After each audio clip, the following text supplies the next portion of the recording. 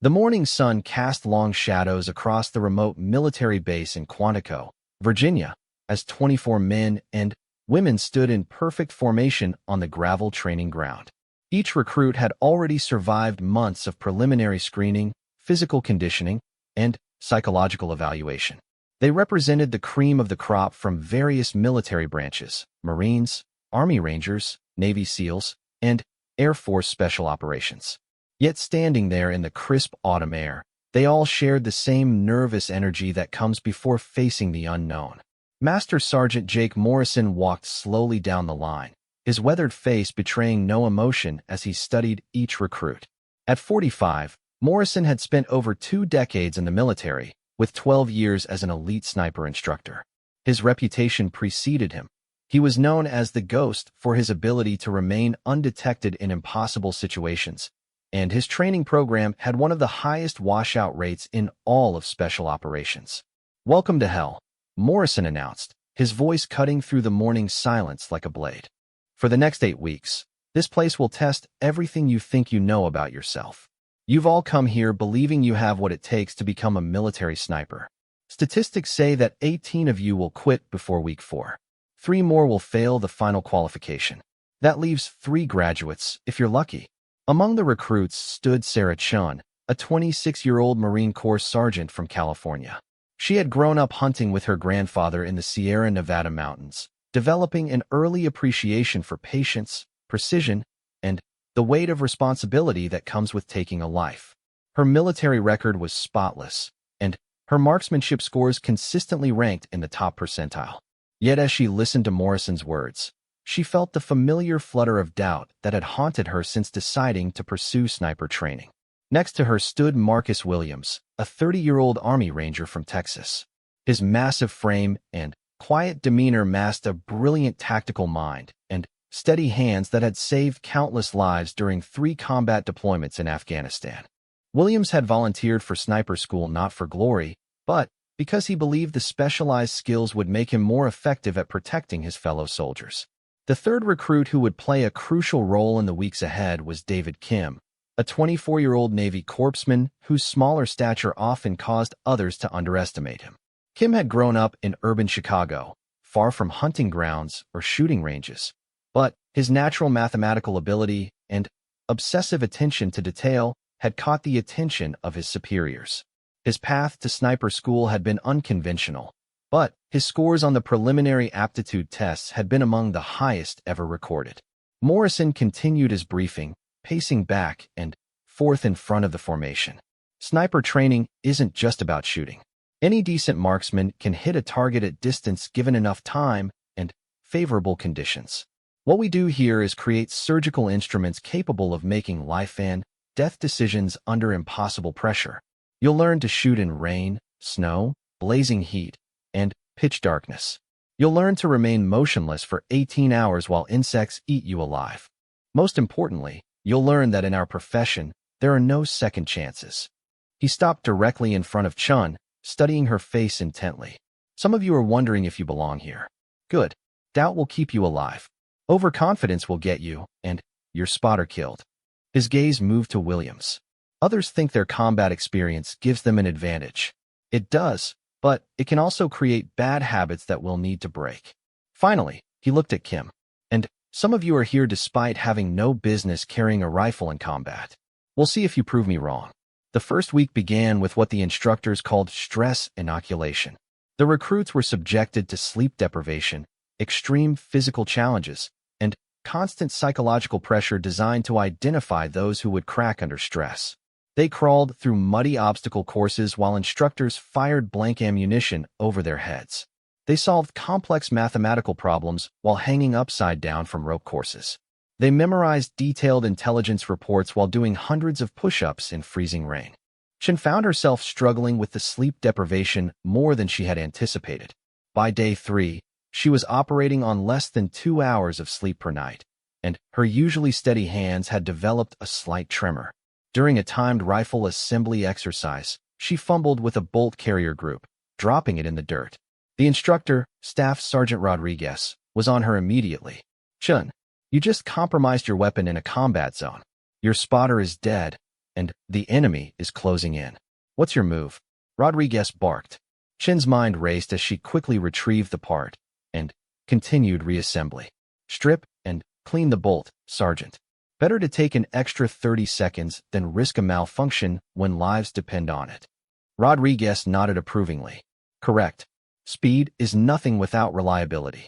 Remember that when your hands are shaking from cold and you've been in position for 12 hours. Meanwhile, Williams was excelling in the physical challenges, but struggling with the academic portions of the training. The ballistics calculations required for long-range precision shooting involved complex mathematics that hadn't been part of his previous military training. Wind speed, air density, bullet drop, and Coriolis effect all had to be factored into every shot beyond 600 meters. During an evening study session, he found himself working late into the night, trying to master formulas that Kim seemed to understand intuitively. Kim, conversely, was having his own struggles with the physical demands. While he could calculate ballistic coefficients in his head faster than most recruits could with calculators, the requirement to carry heavy equipment over long distances in full gear was pushing his smaller frame to its limits. During a 10-mile ruck march with 60 pounds of gear, he began falling behind the main group. Chen noticed Kim struggling and made a decision that would define her character for the remainder of training. Despite being exhausted herself, she dropped back and began talking to him, sharing techniques for managing pain and fatigue that her grandfather had taught her during long hunting expeditions. Williams, seeing what was happening, quietly redistributed some of Kim's gear among the group without the instructors noticing. This moment of mutual support didn't go unnoticed by Morrison, who had been observing from a concealed position several hundred meters away. In his experience, the best sniper teams were those that understood the value of interdependence. A sniper was only as good as their spotter, and both were only as effective as the support network that sustained them in the field. As the first week progressed, the initial group of 24 had already been reduced to 19. 3 recruits had voluntarily withdrawn, overwhelmed by the psychological pressure and sleep deprivation. 2 others had been removed due to injuries sustained during the physical challenges. Those who remained were beginning to understand that sniper school was unlike anything they had experienced in their military careers. The weapons training began in earnest during the second week. Each recruit was issued a custom-built rifle system worth more than most people's cars. The M24 sniper weapon system, based on the Remington 700 bolt-action rifle, was capable of sub-minute of angle accuracy at distances exceeding 800 meters. But, as Morrison repeatedly emphasized, the rifle was only as good as the person behind it. Your rifle is not a weapon, Morrison explained during their first marksmanship class. It's a precision instrument. You don't shoot it, you operate it. Every movement must be deliberate, every breath controlled, every heartbeat accounted for. At 1,000 meters, your pulse can throw off a shot by several inches. The recruits began with basic marksmanship principles, learning to achieve consistent firing positions, proper breathing techniques, and trigger control. Chin's hunting background served her well here, as she had already developed many of the fundamental skills. Williams adapted quickly, his combat experience helping him understand the importance of consistent procedures under stress. Kim struggled initially with the physical aspects of rifle handling, but excelled when the training moved to ballistic calculations and range estimation. Each day brought new challenges and higher standards.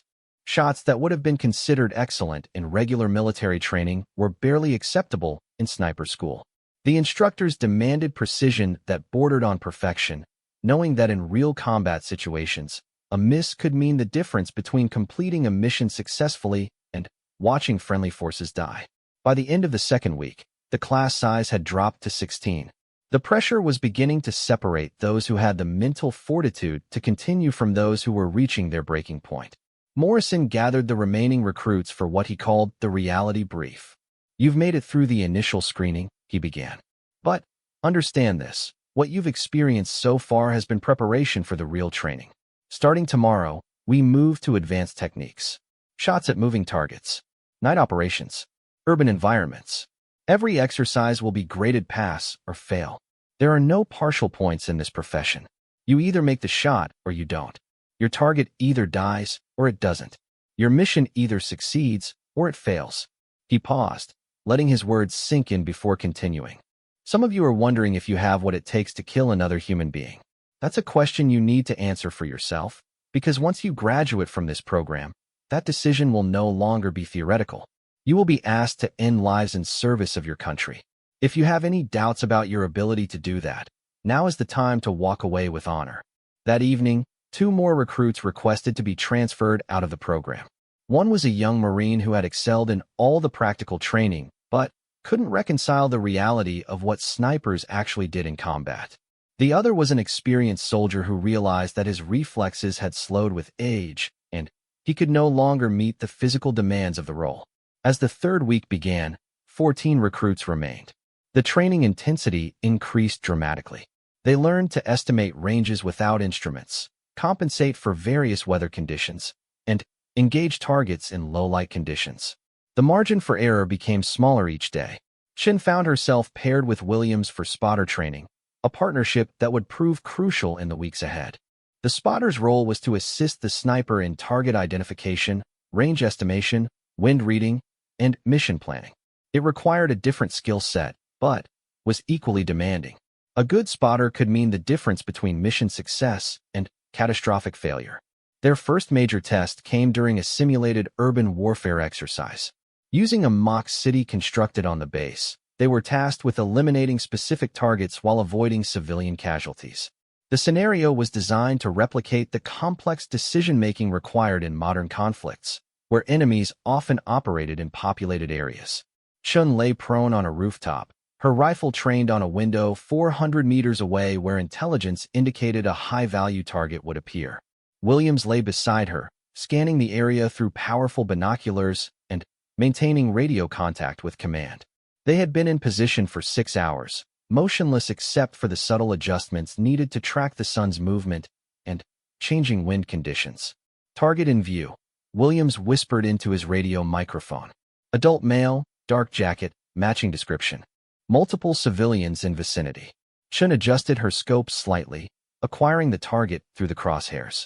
Her breathing slowed to a controlled rhythm as she prepared for the shot. This was the moment that all their training had been building toward, the intersection of technical skill, mental discipline, and moral responsibility. Wind holding steady at 2 miles per hour, left to right, Williams reported. Clear shot window in 3, 2, 1. Chin's finger applied steady pressure to the trigger. The rifle fired with a muffled crack, the specially designed suppressor reducing the sound signature. Through her scope, she watched as the training round struck the target center mass, a perfect shot that would have been instantly fatal in real combat. Target down, Williams confirmed. Clean hit, no collateral damage. As they prepared to move to their extraction point, Morrison's voice crackled over their radio. Outstanding work, Team 7. That's how it's done. But their success was tempered by the knowledge that not all teams had performed as well. During the debrief that evening, they learned that 2 pairs had failed the exercise, one for taking too long to engage the target, allowing him to escape, and another for failing to account for civilian casualties in their firing solution. The failed recruits were removed from the program immediately. In sniper training, there was no remedial instruction or second chances. The stakes in real combat were too high to accept anything less than perfection. As the 3rd week drew to a close, 12 recruits remained. They had learned to function on minimal sleep, make precision shots under extreme stress, and work as integrated teams. But Morrison's most challenging tests still lay ahead. The recruits who had survived this far were beginning to understand that becoming a military sniper required more than just good marksmanship. It demanded a level of mental toughness and moral clarity that would be tested repeatedly in the weeks to come. The 4th week would introduce them to the psychological realities of their chosen profession. They would learn about target identification, rules of engagement, and the weight of responsibility that came with the power to take life at great distance. For Chun, Williams, Kim, and their fellow recruits, the real test was just beginning. Week 4 began with an exercise that would haunt several recruits for the remainder of their training. Morrison led the 12 remaining candidates to a section of the base they had never seen before, a realistic village mock-up complete with civilians, children, and complex urban terrain. The morning briefing took place in a converted shipping container that served as their operations center. Today you learn the difference between a marksman and a sniper, Morrison announced, his voice carrying a weight that made everyone pay closer attention. A marksman hits targets. A sniper makes decisions that can change the course of history. This exercise is based on a real mission that took place in Fallujah in 2004. The details have been modified for training purposes, but the moral and tactical complexities are identical to what you'll face in combat. The scenario involved identifying and eliminating a terrorist cell leader who was using a school as his base of operations. Intelligence indicated he would be meeting with other cell members at a specific time, but the building would also contain genuine teachers and students. The recruits would work in pairs, with one acting as sniper and the other as spotter, alternating roles throughout the exercise. Chun and Williams drew the first shift. They established their hide position on a rooftop 600 meters from the target building, carefully concealing themselves behind HVAC equipment while maintaining clear lines of sight to all potential target areas. The autumn morning was overcast with light winds, good conditions for precision shooting, but the gray light would make target identification more challenging. For 3 hours, they watched the school through their scopes and binoculars. Children arrived for classes, teachers went about their normal routines, and maintenance workers performed various tasks around the building. At 1,047 hours, Williams spotted movement that matched their target profile. Possible target, second floor, northwest classroom, Williams whispered into his microphone. Adult male, dark beard, wearing local civilian clothes, but moving with military bearing. Chin shifted her rifle slightly, acquiring the figure in her scope. The man was standing near a window, speaking with 2 other individuals. Based on his posture and hand gestures, he appeared to be giving instructions or briefing his companions. The description matched their intelligence packet, but at 600 meters, positive identification was challenging. "I need a better look," Chin murmured. "Can you get me more details?" Williams adjusted his high-powered spotting scope, studying the man's face and clothing. Facial features consistent with target photo. Age approximately 35 to 40. Distinctive scar on left cheek visible. Confidence level 70%. Chun felt her heart rate increase. In training exercises up to this point, targets had been clearly marked or obviously hostile. This scenario required her to make a life or death decision based on incomplete information, exactly what snipers faced in real combat situations. Multiple civilians still in the building, Williams continued. At least 15 children in adjacent classrooms. If this is our target, we have a narrow window before he moves to a position where collateral damage becomes unavoidable. Through her scope, Chun could see the man more clearly now. His movements and interactions suggested he was indeed in a leadership role, but doubt not at her. What if they were wrong? What if this was simply a teacher or administrator conducting legitimate business? Morrison's voice crackled through their earpiece. Team 7. You have been observing for 3 hours and 15 minutes.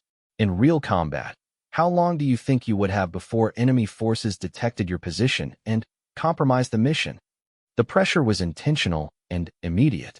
Chun felt sweat beading on her forehead despite the cool morning air. This was the psychological warfare that separated successful snipers from those who broke under stress. "Williams, I need confirmation," she said quietly. "Look at his hands. Does he have the ring mentioned in the intelligence brief?" Williams strained to see more detail through his scope. Negative on the ring, but lighting conditions are poor. Could be there and not visible. At that moment, the man turned directly toward their position. For a split second, Chun felt as if he was looking directly at her through the scope, even though she knew it was impossible at that distance. The man's face was clearly visible now, and the resemblance to their target photograph was unmistakable. "It's him," Williams confirmed. Positive identification. Target acquired. Chin's breathing slowed as she entered the focused state she had trained for weeks to achieve. Her finger found the trigger, applying the first stage of pressure while the crosshairs settled on the target's chest. This was the moment that would define whether she had the psychological makeup to be a military sniper. "Send it," Williams whispered. The rifle fired with its characteristic muffled crack. Through her scope, Chin watched as the training round struck the target precisely where aimed. The man dropped immediately, and the exercise was officially concluded. "Target eliminated," Williams reported. Clean shot, no collateral damage. But, as they prepared to move from their position, Morrison's voice delivered unexpected news. Negative, Team 7. Review your target identification procedures. The individual you engaged was not the primary target. You have just eliminated a school administrator who was conducting a routine inspection of the building. Mission failed. Chen felt as if she had been punched in the stomach. Despite matching the physical description and exhibiting suspicious behavior, the man they had been watching was innocent. The real target had been in an entirely different part of the building, in a location they hadn't even considered. During the debrief that evening, Morrison explained the lesson with characteristic bluntness. In Fallujah, a similar mistake resulted in the death of an innocent civilian and compromised an entire operation. The terrorist cell escaped, and 3 Marines were killed in the resulting firefight. This exercise demonstrates that technical proficiency means nothing without proper target identification and patience. Chen struggled with the psychological impact of the simulated mistake. Even though it was training and no one had actually been hurt, the weight of realizing she could have killed an innocent person was overwhelming. That night, she barely slept, replaying the scenario over and over in her mind. Williams found her on the barracks steps at 0300 hours, staring at the stars and questioning everything she thought she knew about herself. I keep thinking about that man, she said quietly. In a real situation, he would be dead because I made the wrong call. Williams sat down beside her. That's exactly why Morrison designed the exercise this way. Better to learn this lesson here than in combat, where lives really are at stake. But what if I make the same mistake in the field? What if I can't handle the responsibility? Then you'll wash out of the program, and someone else will take your place, Williams replied honestly.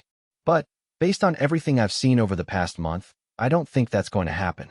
You have the skills and the character to be excellent at this job. What you're feeling right now, that weight of responsibility, that's exactly what separates snipers from killers.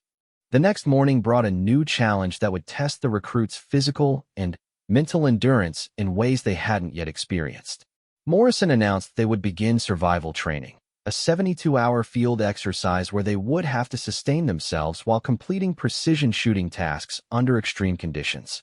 Each recruit was given minimal equipment: their rifle, basic ammunition, a small amount of food, water purification tablets, and basic survival gear. They would be dropped individually in different sections of a 10,000-acre training area and given coordinates for multiple targets they would need to engage over the 3-day period. Kim found himself in a densely wooded area with challenging terrain and limited visibility. His urban background had prepared him well for mathematical calculations and technical problem-solving, but navigating rough wilderness while carrying a heavy rifle system pushed him to his physical limits. On the first night, temperatures dropped below freezing, and a cold rain began falling steadily. Kim had managed to construct a basic shelter using pine boughs and his poncho, but staying warm while remaining alert proved nearly impossible. His first target engagement was scheduled for dawn, requiring him to be in position and ready to shoot despite a miserable night in the field. As the sun rose, Kim located his firing position overlooking a valley where his target would appear.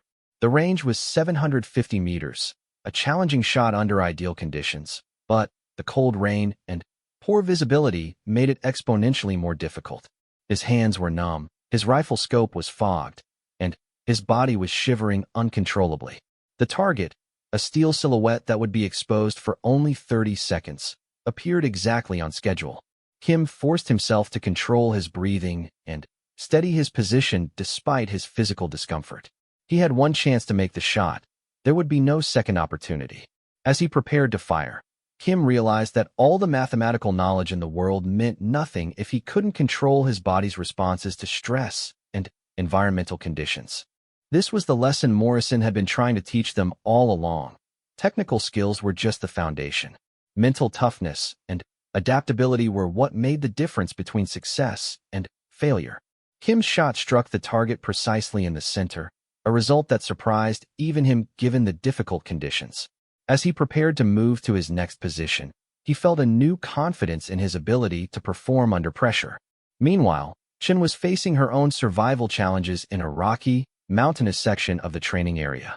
The terrain reminded her of hunting trips with her grandfather, giving her some advantage in navigation and shelter construction. But the psychological impact of the previous day's exercise continued to weigh on her mind. Her first target engagement required a 900-meter shot across a valley with significant wind conditions. As she studied the target area through her scope, Chin found herself hesitating, second-guessing her observations and calculations.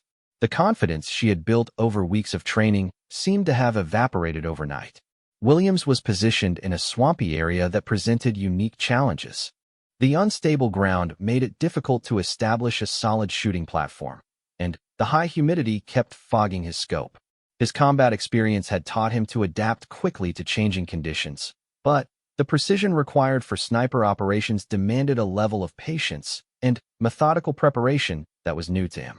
As the survival exercise progressed, several recruits began to crack under the combined pressures of physical hardship, sleep deprivation, and performance demands.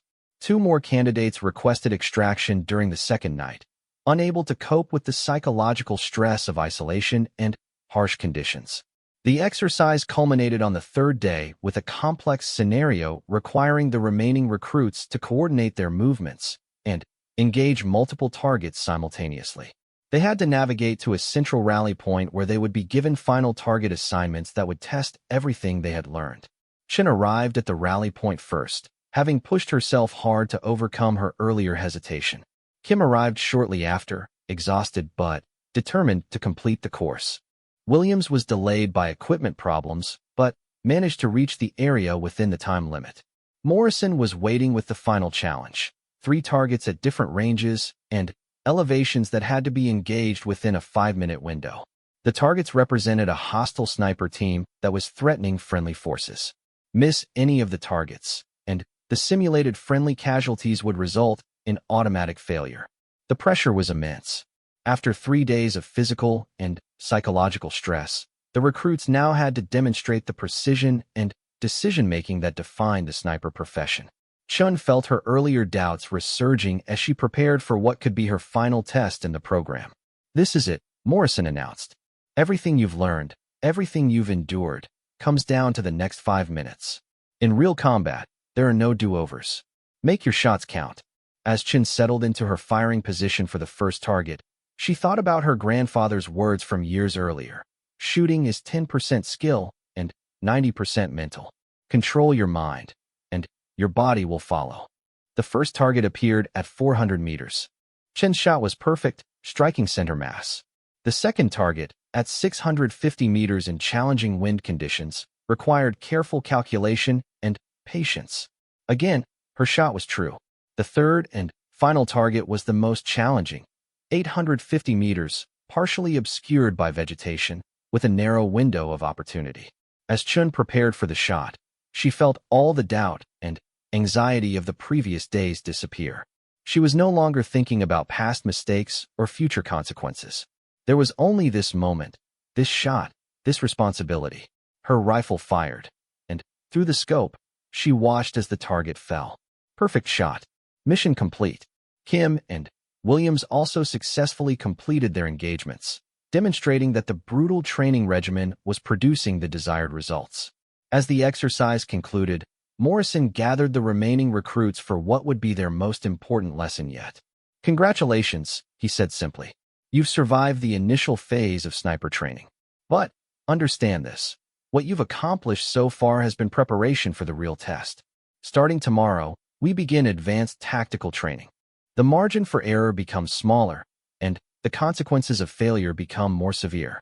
Some of you will not make it through the next phase. Those who do will graduate as some of the most capable snipers in the world." As the exhausted recruits prepared for their first full night's sleep in weeks, they knew that the most challenging part of their training still lay ahead. They had proven they could handle the physical and psychological demands of the job, but the final phase would test their ability to operate as complete systems, deadly, precise, and utterly reliable when their country needed them most. Week 6 marked the beginning of what Morrison called the graduate phase of training.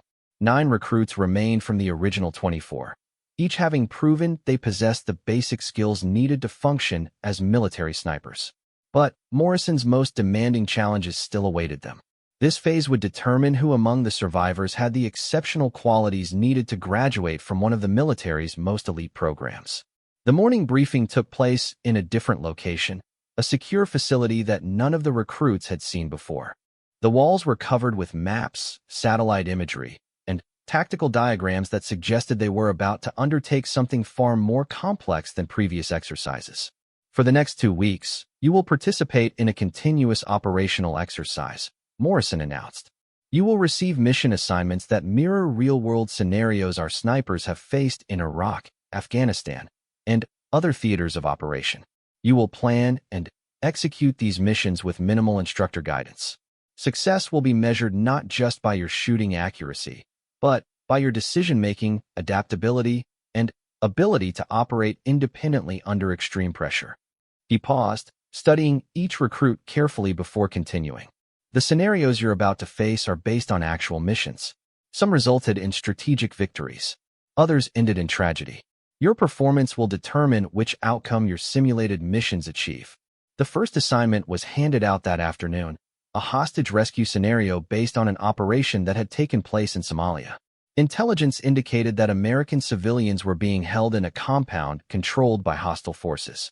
The recruits would work in 3-person teams, with 1 sniper, 1 spotter, and 1 team leader responsible for overall mission coordination. Chun found herself assigned as team leader for a group that included Williams as her sniper and Kim as spotter and intelligence analyst. The responsibility of commanding a team added a new layer of complexity to her role. She was no longer just responsible for her own performance, but for the lives of her teammates and the success of the overall mission. The mission briefing revealed a compound surrounded by multiple buildings, with civilian hostages held in an unknown location within the complex. Enemy forces were estimated at 15 to 20 fighters, armed with automatic weapons and possibly rocket-propelled grenades. The rescue force would consist of ground assault teams and sniper support elements positioned around the perimeter. Chin's team was assigned to establish overwatch on the compound's eastern approach, with primary responsibility for eliminating any enemy fighters who threatened the assault team's advance. Secondary objectives included identifying the hostage location and providing real-time intelligence to mission commanders. The planning phase revealed the complexity of modern sniper operations. This wasn't simply about making accurate shots. It required understanding of tactics, communications, medical procedures, and the ability to coordinate with multiple other units simultaneously.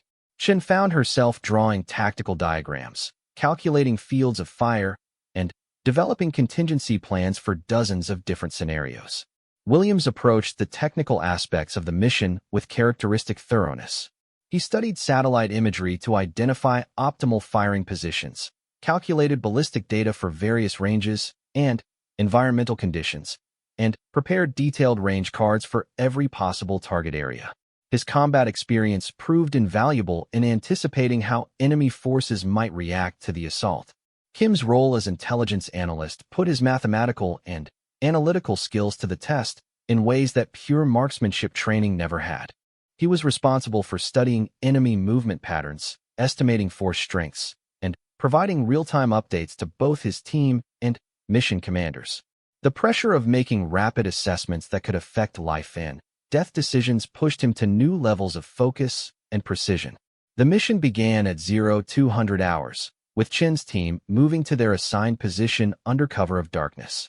They had to cover 2 miles of rough terrain while carrying not just their weapons and ammunition, but also communications equipment, medical supplies, and survival gear needed for an extended operation. Establishing their hide position required 3 hours of careful work. They had to create a concealed position that provided clear fields of fire while remaining undetectable to enemy patrols. Williams dug a shallow firing position that would allow him to engage targets while remaining almost completely hidden. Chun and Kim positioned themselves slightly behind and to the side, where they could observe different sectors and maintain radio communications. As dawn broke, the compound came alive with activity. Through their scopes and binoculars, the team observed enemy fighters moving between buildings, maintaining security patrols, and conducting what appeared to be normal daily activities. But, To train military observers, subtle details revealed the compound's true nature. Guard positions are too precise for a civilian facility, Kim noted quietly. Sentries are maintaining military-style watch rotations, and their weapons handling suggests formal training. Chun keyed her radio microphone. Command, Overwatch East. Confirm military-age males maintaining defensive positions throughout compound. Weapons include AK-47 rifles and at least 2 machine gun positions identified. The observation phase continued for 6 hours, during which the team had to remain motionless while gathering intelligence and preparing for the assault. This was one of the most challenging aspects of sniper operations, maintaining alertness and readiness while remaining completely still for hours at a time. At 1,300 hours, Kim spotted movement that changed everything. Hostages identified, he whispered urgently. Second building from the north, ground floor windows. Count 4 individuals. Hands appear to be bound. Minimal movement, suggesting restraints. Chun felt her heart rate increase as she realized they had found their primary objective. Through her binoculars, she could see figures in one of the buildings who clearly didn't belong with the armed fighters. Their posture and movements suggested they were indeed captive civilians. Command, Overwatch East, she transmitted. Hostage location confirmed, Building 2, ground floor. Recommend immediate assault to prevent potential execution or relocation. Morrison's voice crackled through their earpiece, speaking in his role as mission commander. All units, execute assault. Overwatch teams provide covering fire and eliminate targets of opportunity. Rules of engagement remain in effect. Positive identification required before engaging. The compound erupted into chaos as the assault teams moved into position. Chin's team had primary responsibility for the eastern approach, where 2 buildings contained enemy fighters who could threaten the rescue operation. Williams identified his first target, an enemy fighter moving into position with a rocket-propelled grenade. At 400 meters, it was a relatively easy shot under normal circumstances, but the fast-moving tactical situation required split-second decision-making. Target acquired, Williams announced calmly. Enemy with RPG, northeast corner of main building. Engage, Chen ordered. Williams's shot was perfect, eliminating the threat before the fighter could endanger the assault teams. But even as the target fell, Kim identified another problem. Multiple enemies moving toward hostage building, Kim reported. Looks like they're preparing to relocate or eliminate the captives. This was the scenario every rescue mission feared. Hostages being threatened with immediate execution in response to the assault. Chen had to make a command decision that would determine whether the simulated operation succeeded or failed catastrophically. Williams, can you get a shot on the hostage building without endangering the civilians? Williams studied the tactical situation through his scope. Negative direct shot. Too much risk of collateral damage. We need the assault team to reach that building immediately. Chen keyed her radio. Command, urgent. Enemy forces moving on hostage location. Recommend immediate breach of Building 2 to prevent execution. The next few minutes played out with the intensity of real combat. Williams engaged 2 more targets who threatened the assault teams, while Kim provided running commentary on enemy movements and tactical developments. Chun coordinated with other sniper teams and ground forces, managing information flow and making tactical recommendations. The exercise concluded when the assault teams successfully rescued the hostages and eliminated all enemy resistance. During the debrief, Morrison revealed that the scenario had been based on an actual operation in Mogadishu, where perfect coordination between sniper teams and assault forces had saved 6 American civilians from execution. This mission succeeded because every element performed their assigned role with precision, Morrison explained. Snipers provided accurate intelligence and eliminated key threats. Ground forces executed the assault with speed and accuracy. Most importantly, leaders at all levels made sound decisions under extreme pressure. But success in one exercise meant nothing if they couldn't replicate it consistently. Over the following days, the teams faced increasingly challenging scenarios. Urban warfare in simulated Middle Eastern cities, counter-sniper operations, protection of high-value targets, and precision elimination missions where the margin for error was measured in inches rather than feet. Each exercise pushed the recruits to their limits in different ways. Some required extraordinary physical endurance, others demanded perfect technical execution, and still others tested their moral and ethical decision-making under pressure. The instructors were looking for individuals who could excel across all these dimensions consistently. During a particularly challenging urban scenario, Kim found himself in the spotter role for a mission that required engaging targets in a crowded marketplace. The complexity of distinguishing between genuine threats and innocent civilians in a chaotic environment pushed his analytical abilities to the breaking point. Multiple individuals with weapons visible, Kim reported to his sniper. At least 3 confirmed hostiles, but civilian density makes engagement extremely difficult. The sniper, one of his fellow recruits, was struggling with the same challenge.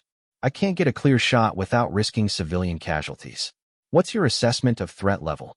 Kim studied the scene through his spotting scope, trying to identify subtle clues that would distinguish between civilians with legal weapons and hostile forces preparing to attack.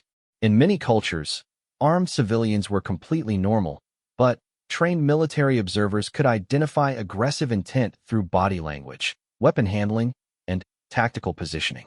Hostile and blue shirt behind fruit stand, Kim finally decided. Weapon is being held in assault position, and he's using cover in a manner consistent with preparing to attack. Recommend engagement. The shot was successful, eliminating a genuine threat while avoiding civilian casualties. But the stress of making such decisions under pressure took its toll on Kim's confidence. That evening, he sought out Chin for guidance. I keep second-guessing myself, he admitted. What if I had been wrong about that target? What if I had identified an innocent person as hostile? Chun understood his concern because she had wrestled with the same doubts after her mistake during the school exercise. That's exactly the point of this training, she replied. Morrison is putting us in these situations now so we can learn to handle the pressure before lives really depend on our decisions.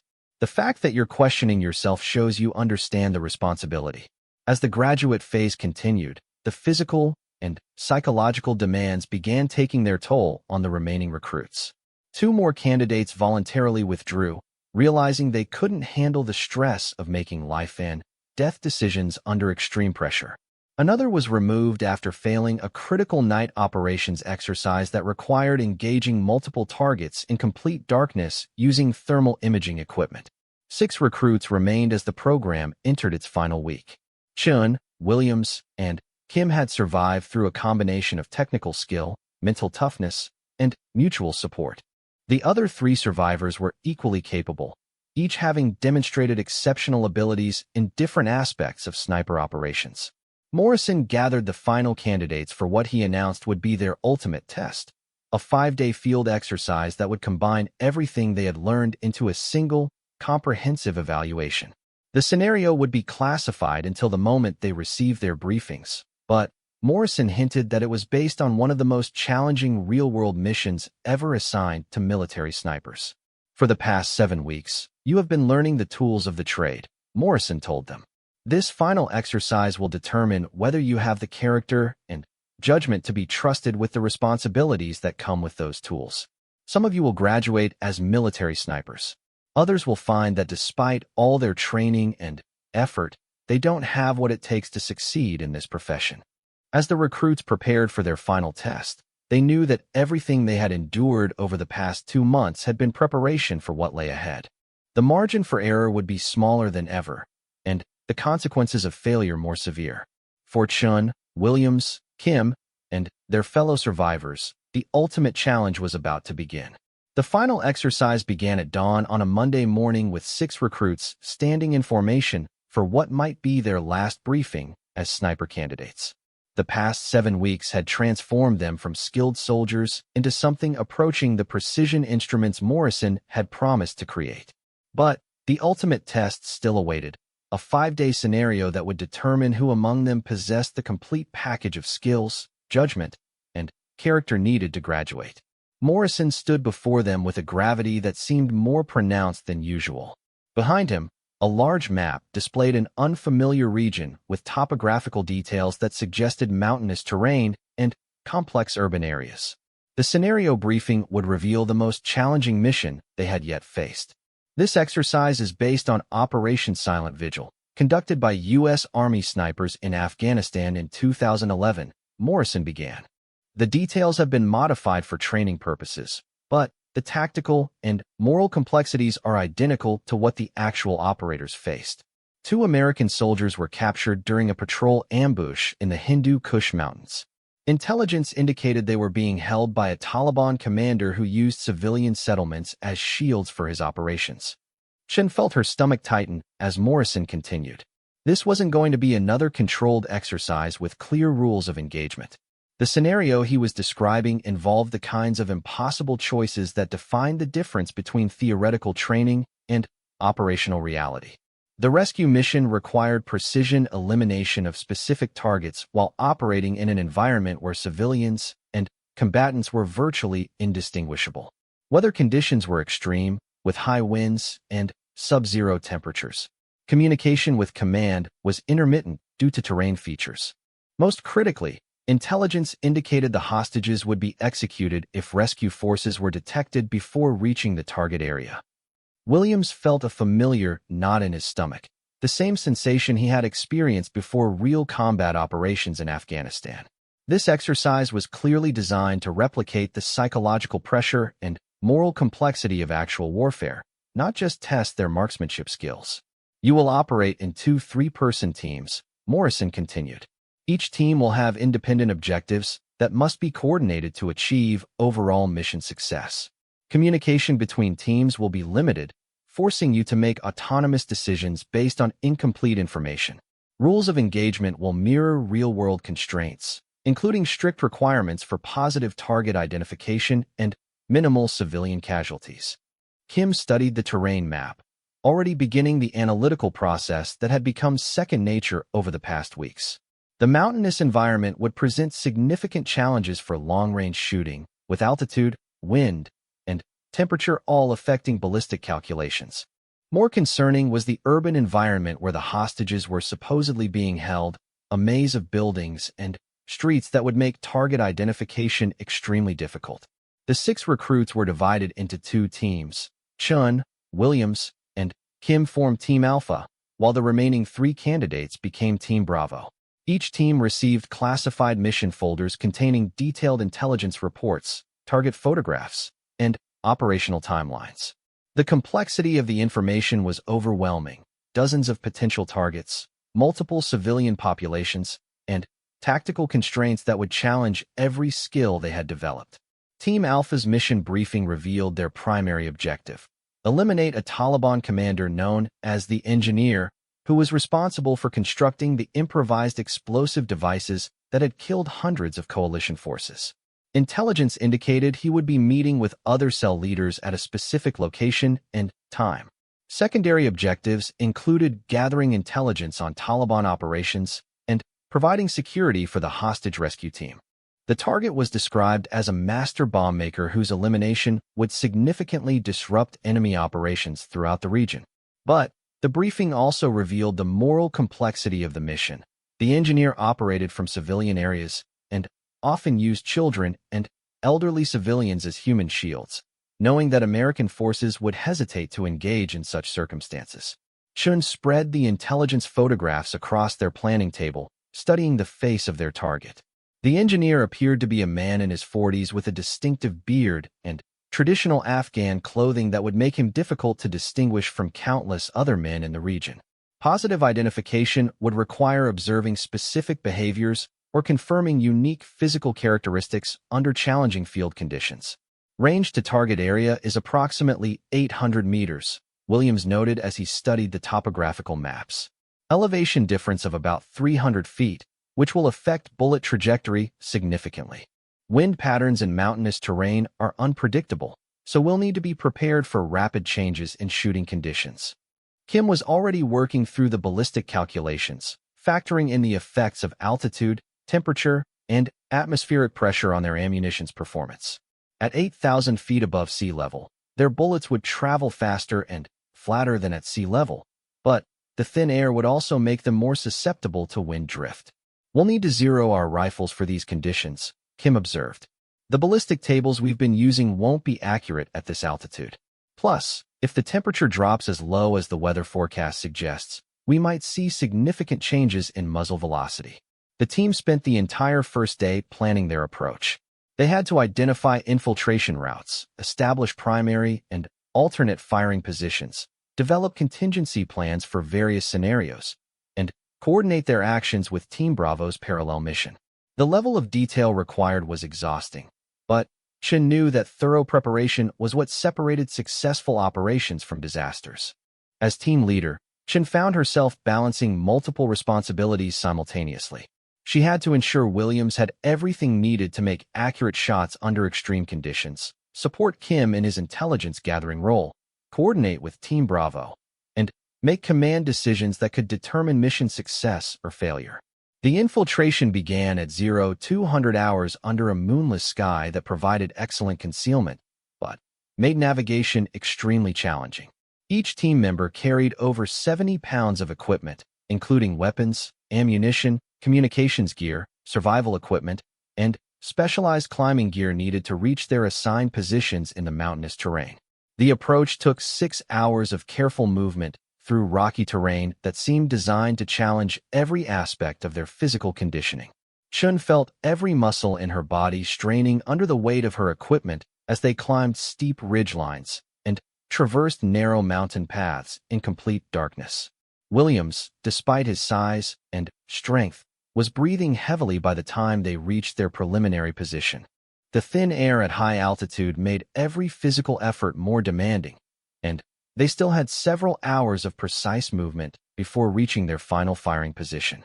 Kim struggled more than his teammates with the physical demands, but his determination to complete the mission pushed him beyond what he had thought were his limits. By dawn, all 3 team members were exhausted, but in position to begin their surveillance of the target area. The valley below contained a small village that appeared peaceful in the early morning light.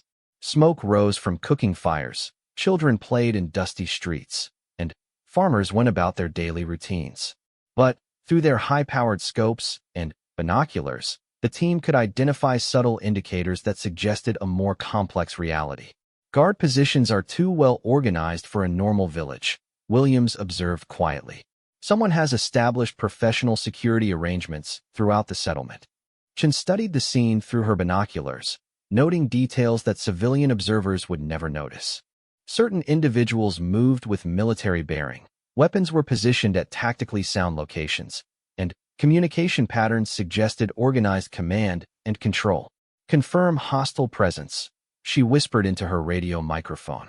Village shows signs of organized military activity. Beginning detailed surveillance for primary target. For 8 hours, they observed every movement in the village below. Kim maintained detailed logs of personnel sightings, behavioral patterns, and potential target identifications. Williams studied potential shot opportunities, calculating ranges, and environmental factors that would affect engagement accuracy. Chen coordinated their observations with intelligence from Team Bravo and Mission Command. The psychological pressure of lying motionless for hours while maintaining absolute alertness was enormous. Every muscle ached from remaining in cramped positions. Their eyes watered from staring through scopes, and the mental strain of constant vigilance pushed them toward exhaustion. At 1,500 hours, Kim spotted movement that changed everything. Possible primary target approaching from the northwest, he reported. Adult male matching physical description, moving with security detail toward the central building. Chen shifted her position to get a better view of the approaching group. Through her scope, she could see a man who matched their target photographs, but positive identification at 800 meters required confirming specific details that might not be visible under current conditions. Williams, can you confirm identity? She asked. Williams adjusted his rifle scope to maximum magnification, studying the approaching figure carefully. The man's general appearance matched their briefing materials, but several details were unclear due to distance and lighting conditions. Physical characteristics consistent with target profile, Williams replied. But I need confirmation of the distinctive facial scar mentioned in intelligence reports. The man paused directly in front of a building approximately 750 meters from their position. For the first time, his face was clearly visible in profile, revealing the distinctive scar that confirmed his identity as the engineer. Positive identification confirmed, Kim announced. Target is the engineer. Clear shot opportunity exists. Chun felt her heart rate increase as she realized they had found their primary target. This was the moment that all their training had been building toward. The intersection of technical skill, tactical judgment, and moral responsibility that defined the sniper's role in modern warfare. But, as Williams prepared for the shot, Kim identified a complication that changed everything. Multiple civilians in the immediate area, he reported urgently. Children playing within 10 meters of target location. Elderly woman approaching from the east. Shot window is compromised. Chin studied the tactical situation through her binoculars. The engineer was clearly visible and vulnerable, but taking the shot would risk civilian casualties that would be morally and tactically unacceptable. This was exactly the kind of impossible situation that snipers faced in real combat operations. Hold fire, Chin ordered. Wait for clear shot window. For 30 agonizing minutes, they watched as the engineer moved through the village, always surrounded by civilians who made engagement impossible. Chin found herself questioning every decision, knowing that letting the target escape could result in future casualties from his bomb-making activities, but understanding that harming innocents would be equally unacceptable. At 1,545 hours, the engineer moved to an isolated building on the village's outskirts. For the first time, he was alone and clearly visible without civilian interference. Clear shot window, Kim announced. No civilians in engagement area. Range 820 meters. Williams had been tracking the target's movement, keeping his rifle trained on the engineer throughout his movement across the village. The ballistic solution was complex due to the range, altitude, and wind conditions, but all the factors were within acceptable parameters. Confirmed clear shot, Williams reported. Ready to engage on your command. Chin took a deep breath, knowing that her next words would determine whether this portion of their mission succeeded or failed. In a real combat situation, the engineer's death could save dozens of coalition lives by eliminating his bomb-making expertise. But the shot required perfect execution under challenging conditions with no margin for error.